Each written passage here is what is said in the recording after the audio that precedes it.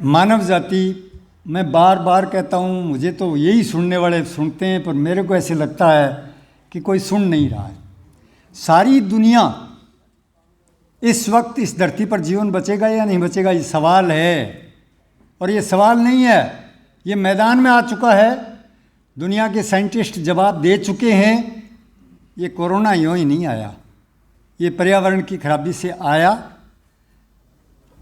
यानी वायरस के लिए तो मैदान तैयार हो गया और आपकी जो इम्यून सिस्टम है वो सारा डाउन हो गया, इसलिए कोरोना का अटैक आया। दो तरफा कमजोरी है ये, एक तरफ पर्यावरण की कमजोरी, एक तरफ मानव की कमजोरी।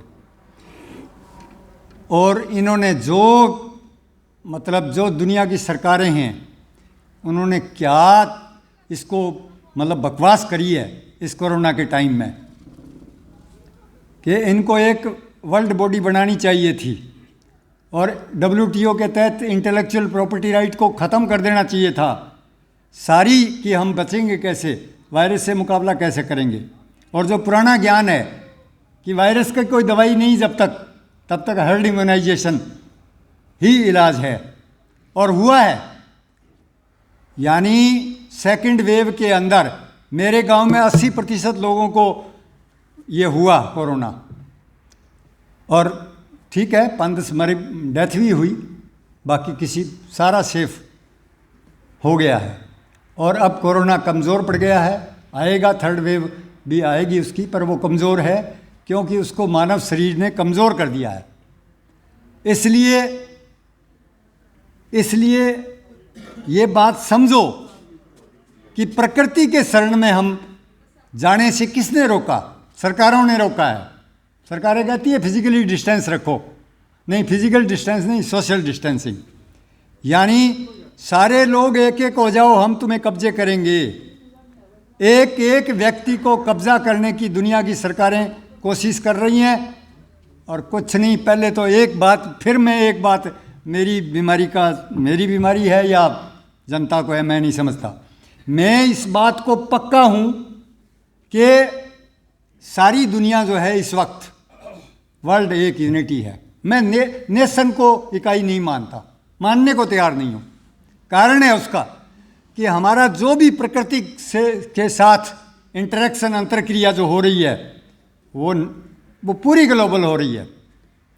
यानी आज कोई भी अगर साइंस और टेक्नोलॉजी आती है, ज्ञान आता है, वैसे तो हमेशा से ही मानव जाति का ज्ञान साझा है, कोई एक देश का नहीं है, पूरी दुनिया का है, पूरी पीढ़ी का है। मानव जाति का इतिहास पूरा ज्ञान से जुड़ा हुआ है, अब टेक्नोलॉजिकली जुड़ गया है।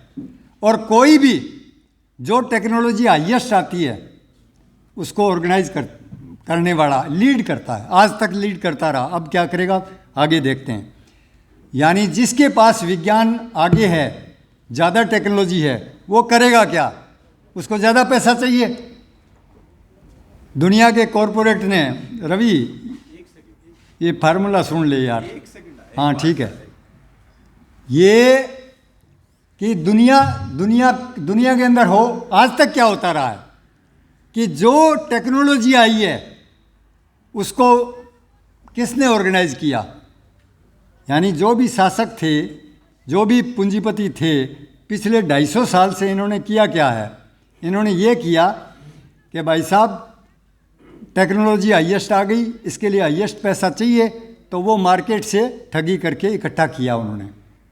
और अब तो मार्केट ठगी की ज़रूरत नहीं, अब तो सरकार पहले भी सहायता करती थी इनकी, अब तो फुल्ली खोल दिया उन्होंने कि बैंक हो, कोई भी चीज़ हो, आपके पास अगर बुढ़े के पास 500 रुपये का नोट भी कहीं बुढ़िया के पास रह ना जाए, सारा पैसा आपका खींच लिया जाए बैंकों में, और जो हाईएस्ट लेवल का जो पूंजीपति है उसको सौंप दिया जाए, और वो हायर टेक्नोलॉजी यूज़ करेगा।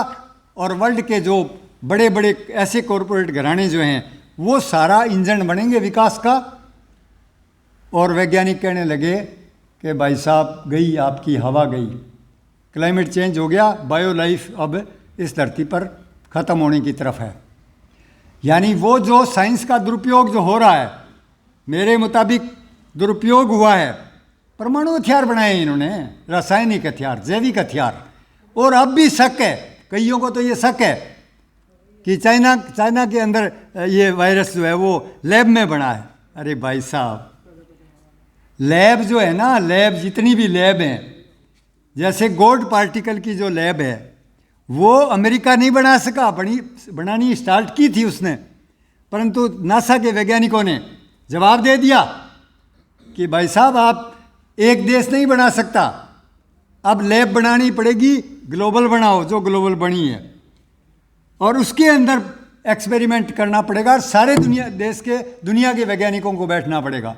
दुनिया का पैसा लगेगा, दुनिया के वैज्ञानिक बैठेंगे तो गोल्ड पार्टिकल की खोज हो सकती है, नहीं तो नहीं हो सकती। समझ रहे हो बात को? यानी अब वायरस का इसी तरह, चाहे वो केमिकल है चाहे ये वायरस वाला क्षेत्र है, इसके अंदर जितनी लैबें दुनिया में बनी हुई हैं, सारी लैबों में जो चाइना की जो लैब बता रहे हैं, कौन सी है वो? Wuhan lab. वुहान लैब के अंदर जितने भी प्रोजेक्ट चल रहे हैं उनमें पैसा फ्रांस का, अमेरिका का, यानी महाशक्तियाँ जो 5 गुंडे पावर है ना, उन सब के पैसे लगे हुए हैं, सब के वैज्ञानिक वहाँ काम करते हैं। समझे? ये बकवास करने से चाइना ने बना दिया। अगर वायरस तुम्हारा कोई गड़बड़ हुआ है तो दुनिया जिम्मेवार है, अमेरिका जिम्मेवार है, चीन भी जिम्मेवार है। समझे? इसलिए स्पष्ट हो जाओ कि इस वक्त अगर कोई भी गड़बड़ जो हो रही है उसके लिए दुनिया की सरकारों के महाशक्तियाँ 500 मुख्य जिम्मेवार हैं। मैं तो एक कोटेशन और कहता हूँ, बार बार कहता हूँ, मैं यहाँ भी कहना चाहता हूँ, रिपीट, मेरा 100 बार रिपीट हो जाए। भारत माता जिंदाबाद, पाकिस्तान पाइंदाबाद। अच्छा, तुम्हारी एक बटालियन बताओ, भारत और पाकिस्तान की एक बटालियन थल सेना, जल सेना, वायुसेना की, जो बिना रूस, अमेरिका, फ्रांस और ब्रिटेन के हथियारों और ट्रेनिंग के बगैर, एक बटालियन बता दो।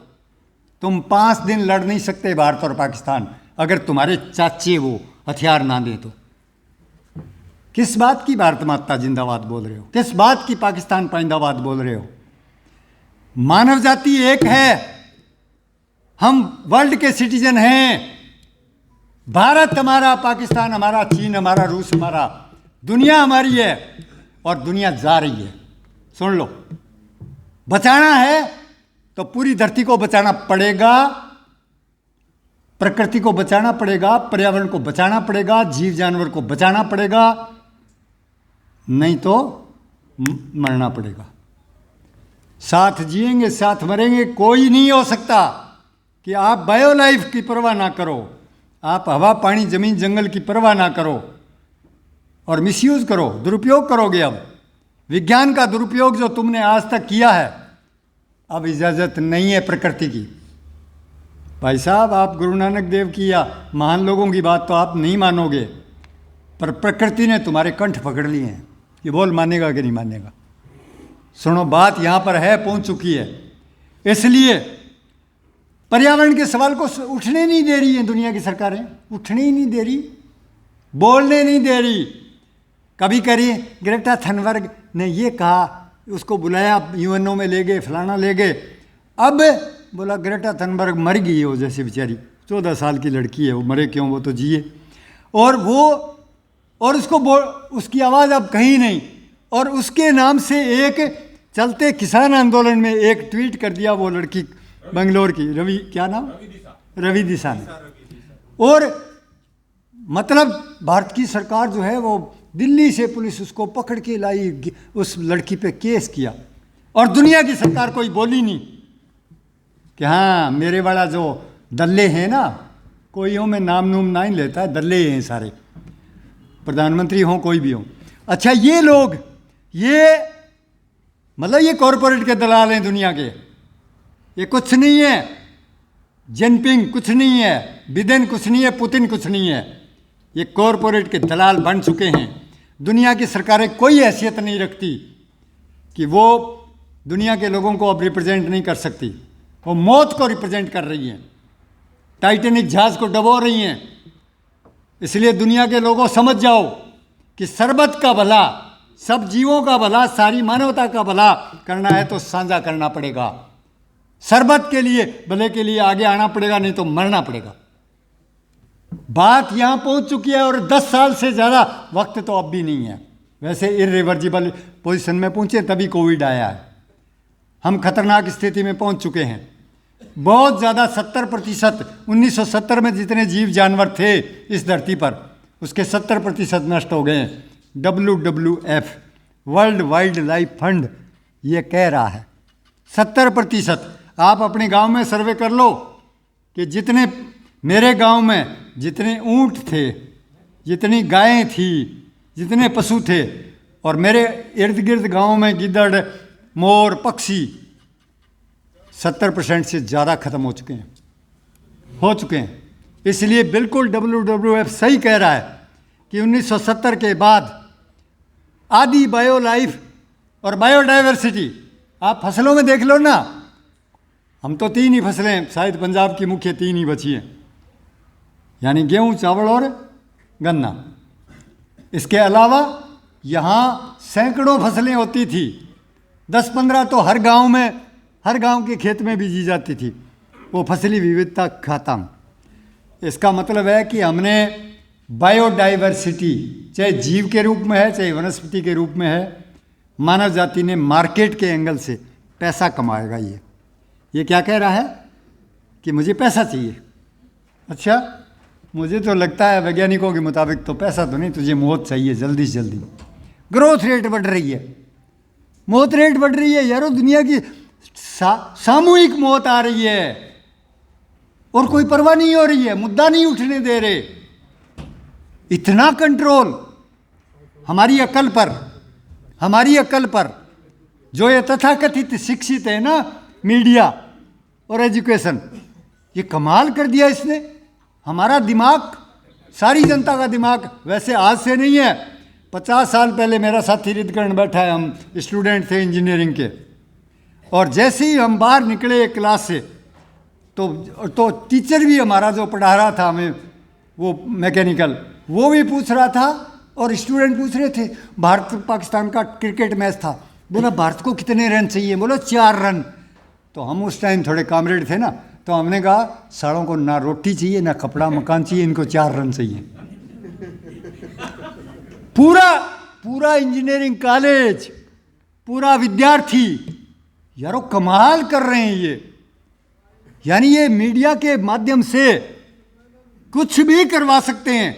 इनके लिए क्या है, भारत माता पाकिस्तान माता 2 मिनट में बिठा देंगे, भारत माता चीन माता को बिठा दें।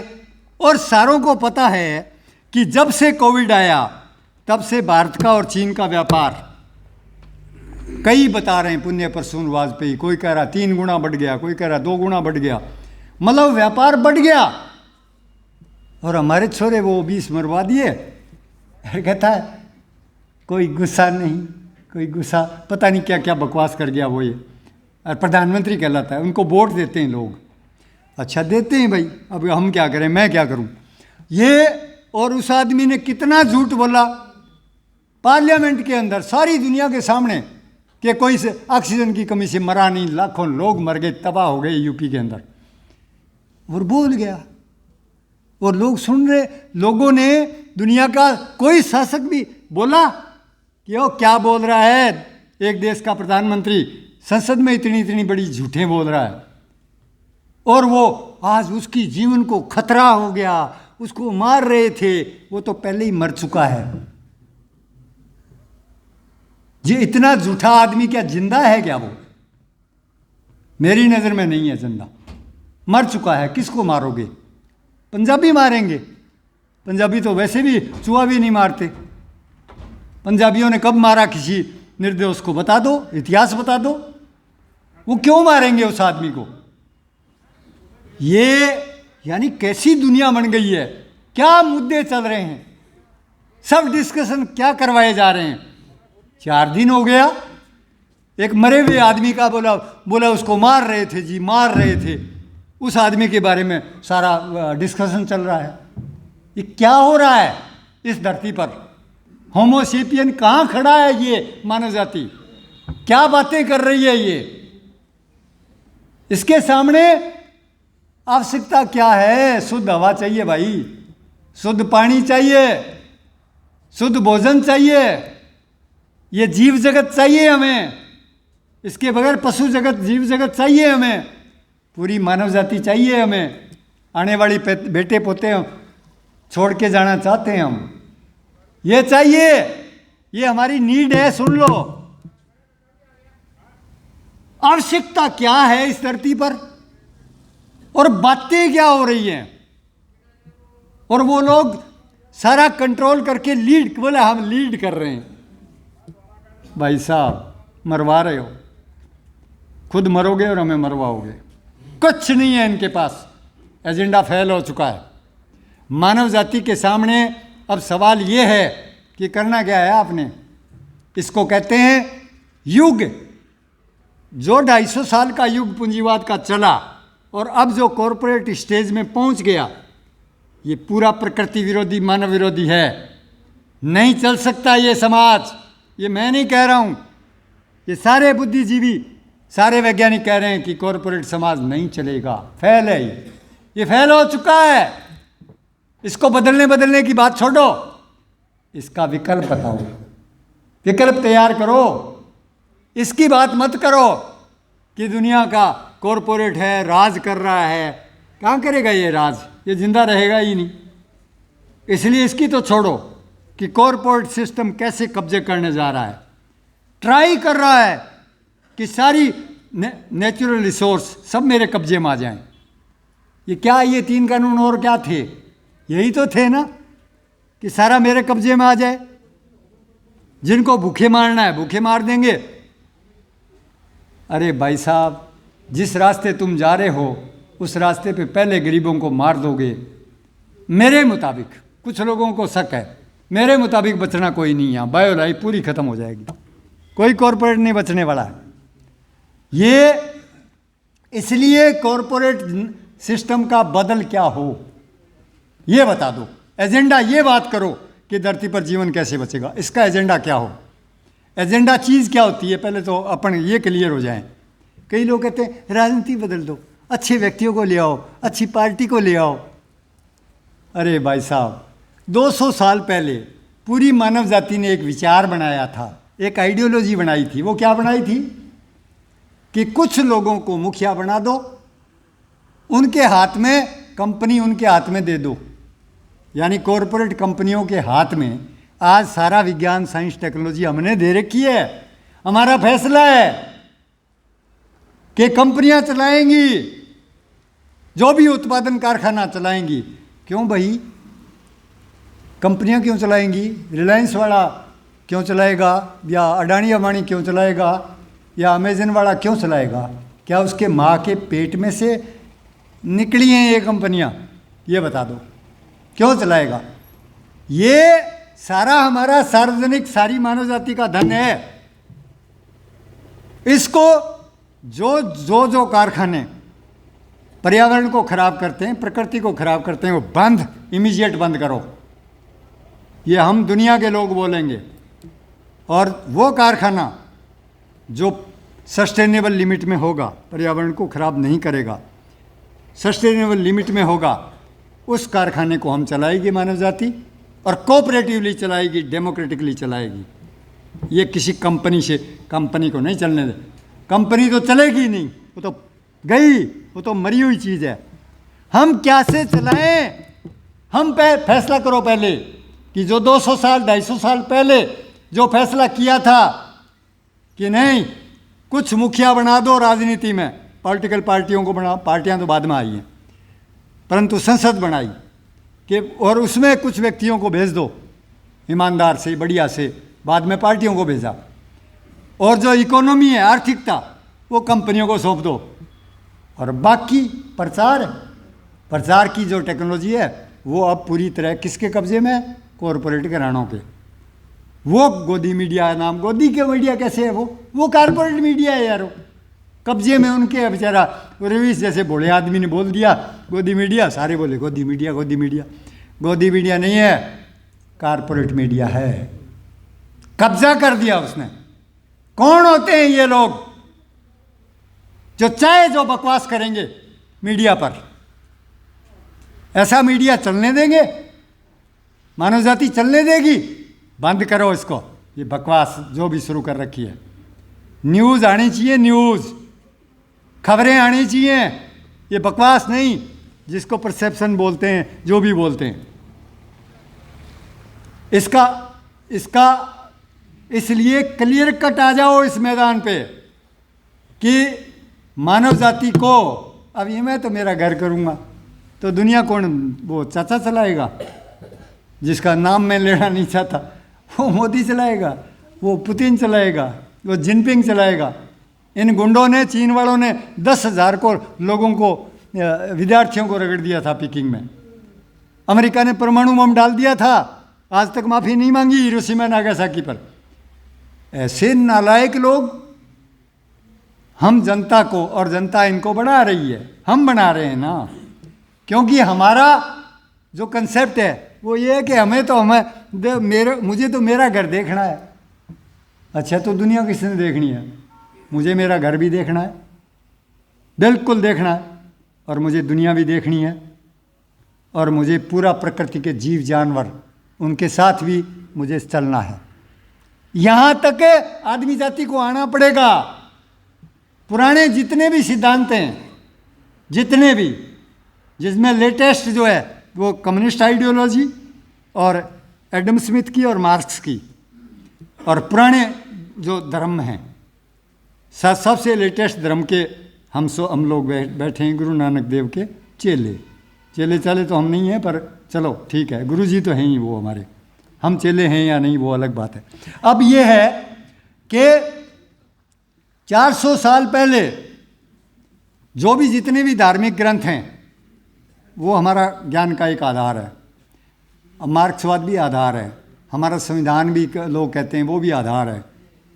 सारे आधार इस वक्त मानव जाति को बचा नहीं पाएंगे इनकी प्रेजेंस में, मार्क्सवाद की उपस्थिति में, एडम स्मिथ के उपस्थिति में, दुनिया के संविधान, भारत के संविधान सहित सारी आइडियोलॉजियां की मौजूदगी में ये मानव जाति मरने की तरफ जा रही है, और इसने बायो लाइफ का बहुत बड़ा नुकसान पाप कर दिया है। इसलिए पुरानी सिद्धांत चाहे कोई भी हों, उनके जो भी पॉजिटिव हैं वो हमारी धरोहर हैं, उनके बगैर तो हम नहीं।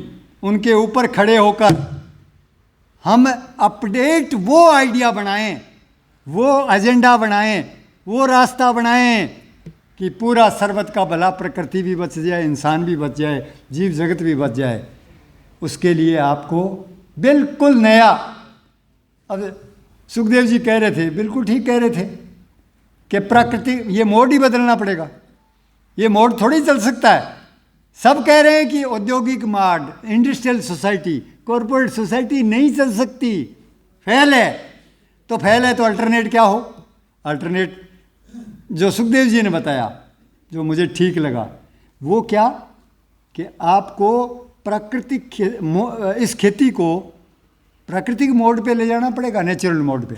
और नेचुरल मोड पे ले जाने का मतलब बिल्कुल नहीं है कि हम साइंस का सदुपयोग नहीं करेंगे, करेंगे। हाईएस्ट विज्ञान, कम से कम 50%, आधा ज्ञान सीधा डायरेक्ट प्राकृतिक खेती के लिए लगाएंगे। इसका मतलब है कि हम पार्लियामेंट जो बनाएंगे, चाहे जिले लेवल की बढ़े, चाहे वो पंजाब लेवल की, प्रांत लेवल की, चाहे देश लेवल की, चाहे दुनिया लेवल की, किसान पार्लियामेंट बननी चाहिए। क्या कह रहा हूँ मैं आपको? मैं वर्ल्ड पार्लियामेंट बना रहा हूँ अब आप, और वर्ल्ड पार्लियामेंट में खेती और किसानी लोकल से लेकर ग्लोबल तक संगठित करनी पड़ेगी आपको प्राकृतिक मोड पर। मानव जाति के पास दूसरा रास्ता नहीं होगा। और दूसरी बात, जो बाकी 50% है उसमें जो औद्योगिकरण है, जो इंडस्ट्रियलाइजेशन है, हथियार नहीं बन सकते ना, हथियार थोड़ी बना सकते हो। वर्ल्ड पीस 1945 के बाद कोई किसी ने वार जीता नहीं है। ना पाकिस्तान जीत सकता, ना भारत, ना अमेरिका जीत सकता, ना रूस, ना चीन जीत सकता, ना भारत, कोई नहीं जीत सकता। फिर ये क्या पागलपन है? काहे के लिए तुमने ये ये भारत की सेना है, ये पाकिस्तान की सेना है, ये चीन की सेना है। यारो सेनाओं को भूकंप आया ना जब कश्मीर में, तो सेना चाहे पाकिस्तान की थी, चाहे चीन की थी या भारत की थी, दब गई थी और जनता की सहायता नहीं कर पाई। तीनों सेनाओं को आपस में उस टाइम एकता करनी चाहिए थी, जनता को बचाना चाहिए, खुद बचना चाहिए था। जो दुनिया की सेनाएं, उनको लगा दो जनता की सेवा में, लगा दो, उनको नौकरी कोसने की कोई ज़रूरत नहीं है। हथियार नहीं उनके हाथ होना चाहिए, हथियार गिरा दो। ये मानव जाति की आवश्यकता है। विश्व शांति पहला मुद्दा है, विश्व की एकता पहला मुद्दा है। बजट बढ़ जाएगा हमारे पास 50% बजट, फिर उधर हथियारों में थोड़ी लगाएंगे हम, फिर खेती में लगाएंगे। और वो सेना जो है हमारी सहायता करने आया करेगी, जंगल लगाने में, नहर निकालने में, हर काम में, बाढ़ के टाइम, हर खतरे के टाइम हमारी सेनाएं हमारे साथ होंगी, हमारी रक्षा करेंगी। सुरक्षा सेनाओं में बदल जाएंगी। जो आदत आज कह रहे हैं हत्या करेंगे, हत्या वत्या बहुत हो गई, अब नहीं है, अब गुंजाइश ही नहीं है यार लड़ाई की, खत्म है बात। क्यों कर रहे हो ये? इसलिए पूरी तरह वर्ल्ड पीस हम कायम करने के लिए कटिबद्ध हो जाओ। विश्व शांति कायम करनी है। पूरा साइंस और विज्ञान का सदुपयोग करेंगे प्रकृति और इंसानियत को बचाने के लिए, और इसका स्ट्रक्चर भी अलग बनेगा। राजाओं का राज चला गया, 600 राजा थे ना, चले गए ना। अब ये जो पार्लियामेंटें हैं ना, भारत की, चीन की, ये नहीं चल सकती। ये रीस्ट्रक्चर होगा पूरा वर्ल्ड, लोकल से लेकर ग्लोबल तक होगा, और उसमें खेती पहले नंबर पे होगी और औद्योगिकरण सेकेंडरी हो जाएगा। यानी जो औद्योगिक इकाइयाँ ज़्यादा नुकसान कर रही हैं पर्यावरण का, वो तो इमीडिएट बंद करनी ही करनी है। यानी मानव के खिलाफ और प्रकृति के खिलाफ कोई एक्शन हम इस धरती पे नहीं होने देंगे। हम विश्व के नागरिक हैं, पूरा विश्व हमारा है। और एक और सुन लो बात, जो लोग, शायद मैं उसमें नहीं हूँ, मेरे जैसा जो स्वास्थ्य का ध्यान नहीं रखता, हर इकाई को अपना खुद का ध्यान रखना, अपने परिवार का ध्यान रखना, अपनी पंजाब इकाई का ध्यान रखना। कोई अगर इकाई है, किसी भी तरह की, लाखों किस्म की इकाइयाँ हैं, हर एक इकाई का एक पहलू ये है कि वो अपनी रक्षा करे, ध्यान दे उस पर। और दूसरा पहलू है कि उसका पूरे मानव जाति से संबंध है, पूरी प्रकृति से संबंध है, साझा है। वो दूसरी साइड है उसकी, हेड एंड टेल है। ये सिक्का दोनों से बनता है। इसलिए सबका हित और इंडिविजुअल का हित, हर इकाई को दूसरी इकाई के साथ न्याय भी करे। और दूसरी, आज भारत और पाकिस्तान आपस में कश्मीर का मुद्दा है। अगर वो तो शराफ साहब ने बहुत लिखा, हमने भी बड़ी मीटिंगें की हुर्रियत में, हम तो खुला मतलब खूब प्रचार किया पर कामयाब नहीं हुए।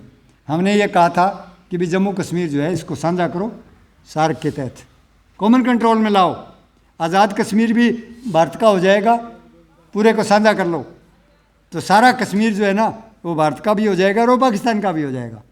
और इसका विदेश नीति और फौजी रक्षा, ये दो भारत पाकिस्तान के महासंघ को सौंपो।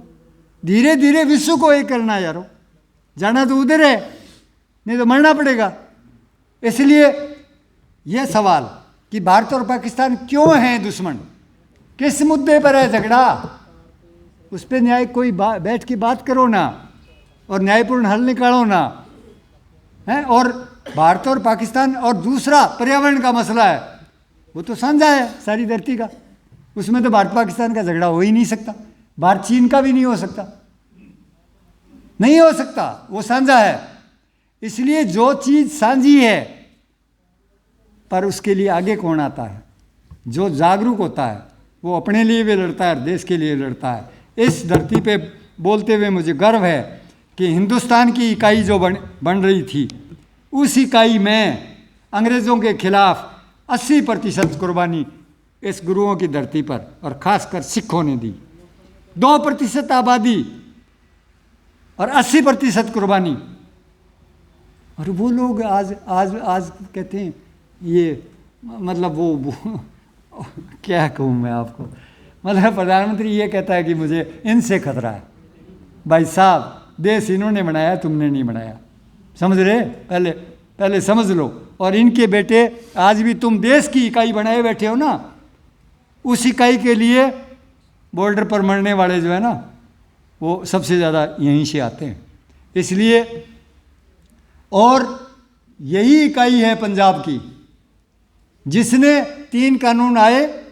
हालांकि अभी सुखदेव जी ने एक बात कही थी आपसे आने से पहले, रवि आज़ाद, सुनना बात को, कि ये जो हरित क्रांति का ने जो समस्या पैदा की है एग्रीकल्चर के सामने, और पर्यावरण के तो छोड़ो, एग्रीकल्चर को जिस स्थिति में धकेला है, वो इस रीजन में सबसे ज़्यादा पंजाब, हरियाणा और वेस्टर्न यूपी में धकेला।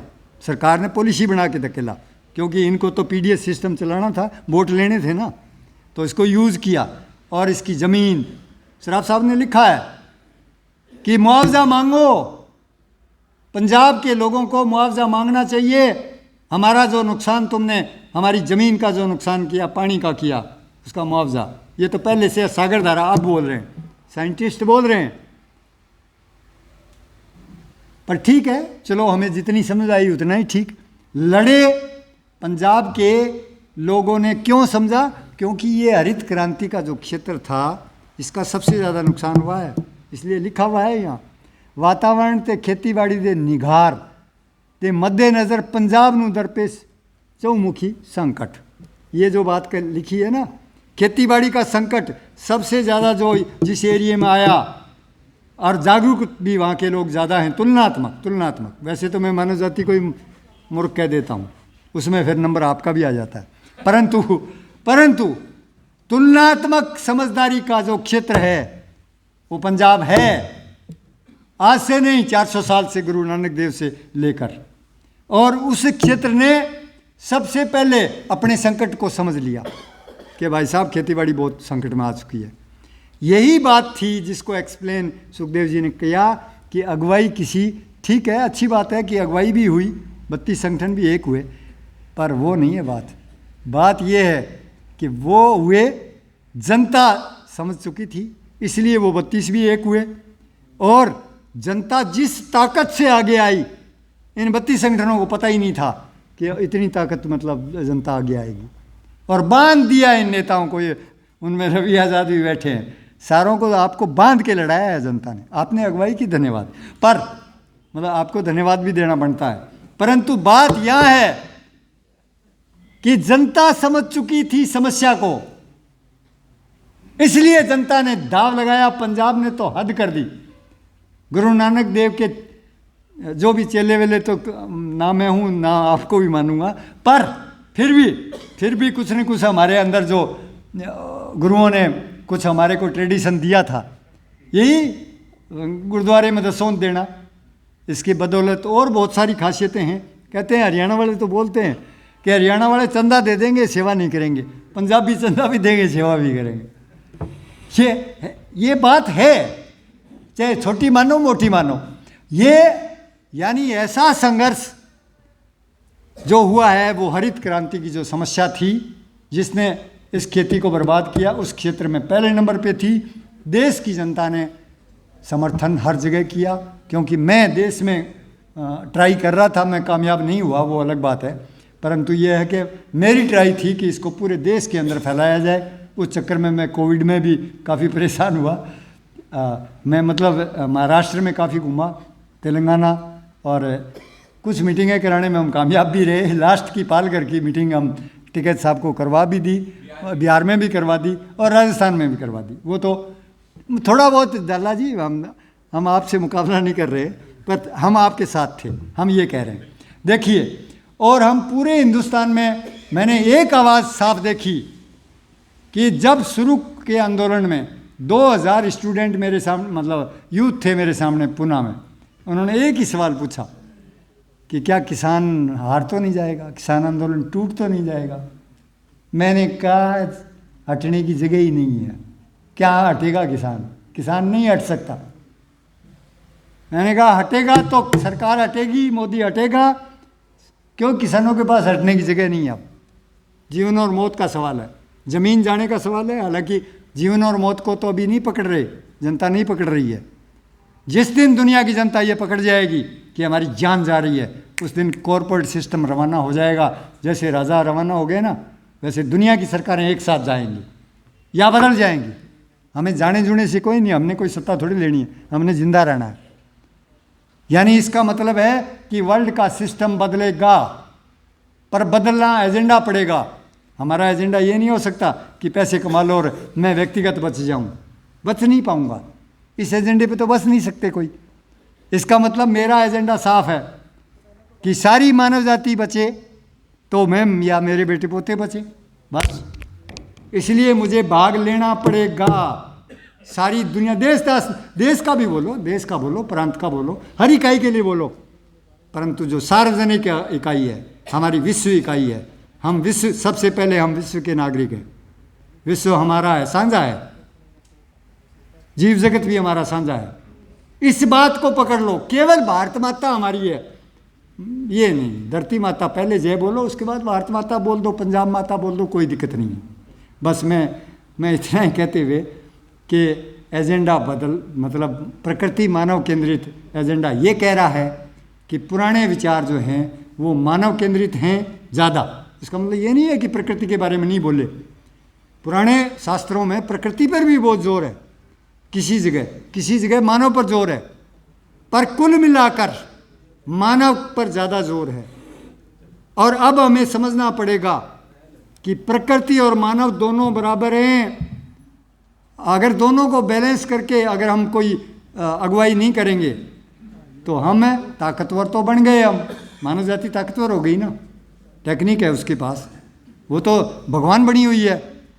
बोला गाय कितनी रखनी है, ऊँट कितने रखने हैं, शेर को रखना है कि नहीं, ये तो खुदा बना हुआ है धरती पर।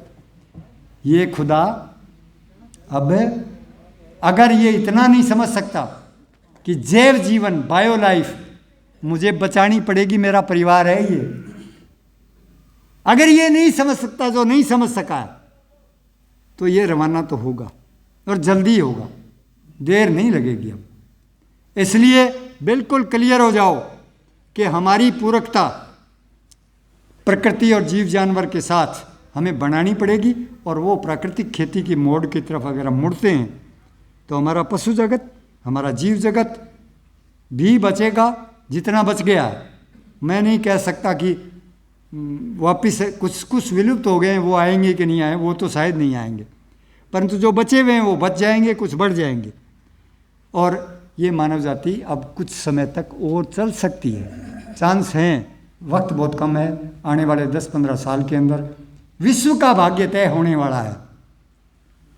इसलिए माइक्रो और मैक्रो दोनों को जोड़ दो। दुनिया में प्रकृति के अंदर फिलॉसफी का पॉइंट बता रहा हूँ आपको, जहाँ रात है वहाँ दिन है, जहाँ सही है वहाँ गलत भी है, चुंबक है तो नॉर्थ पोल भी है, साउथ पोल भी है, बिजली है तो 2 वायरों से चलेगी, एक वायर से कोई करंट नहीं आता।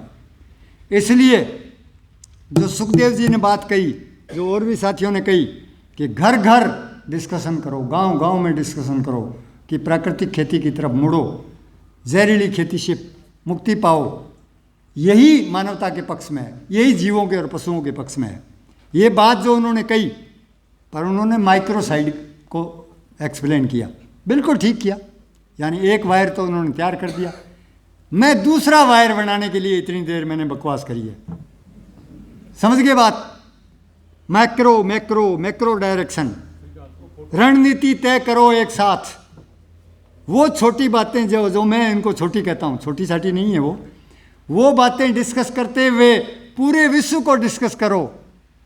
देखो तो सही कि आने वाले 2 साल में, कहते हैं 2024 में ये आएगा वो आएगा, दुनिया में बदलाव आएगा, ये आएगा वो आएगा, छोड़ दो, मोदी आएगा मोदी जाएगा, कांग्रेस आएगी फलानी आएगी।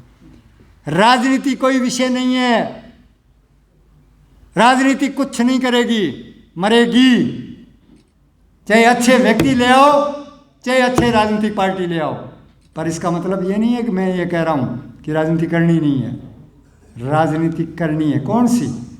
प्रकृति मानव केंद्रित राजनीति। वो कभी फिर बात करेंगे कि प्रकृति मानव केंद्रित राजनीति, अर्थनीति या संस्कृति या पर्यावरण नीति क्या है, वो रवि जी सारे इकट्ठे कर दो यार, हरियाणा के, पंजाब के, और हमारी बात करा दो यार, जल्दी से जल्दी। बस इतनी रिक्वेस्ट है। धन्यवाद।